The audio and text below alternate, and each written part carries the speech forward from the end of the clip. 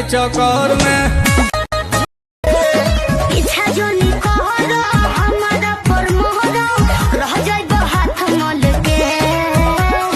छोटी छोटी कपड़ा से चिकन सामान झलके दीवाना के दाना न डलबू।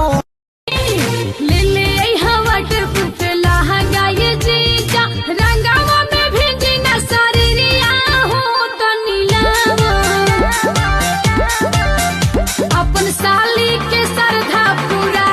और ये तो सच्चाई है। आजकल तो डलते चलते बाबूजी यार भतार बदलते बा। आजकल तो डलते चलते बाबूजी यार भतार बदलते।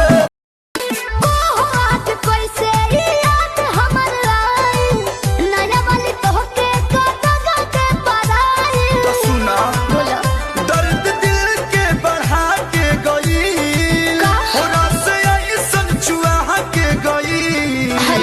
आइल कोचिंग में वो कुछ दिन खातिर गर्द गर्दा उड़ा के गई। बताओ ओकर चौकर में है जे भी पड़ल। आज मानव नाराउर का हल्का जीजा सूट पहन के तैयार बनी ललका जीजा। अच्छा ठीक बा। ए जीजा जी सुना जौन कहबू खाए के साली उ घर ही लिया दे हबो। अरे ना जी। डेयरी मिल्क कहा चॉकलेट दो पैकेट खिया। दुआरा के दान कैसे मनाई।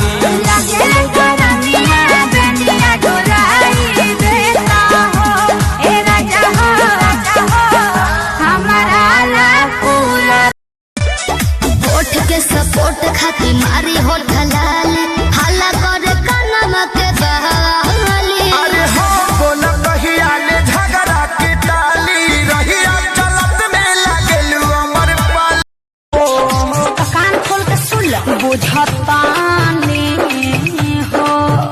बुझतानी जवन चक्कर चलावतार हमके छोड़ भाभी ये क्या पटावतार।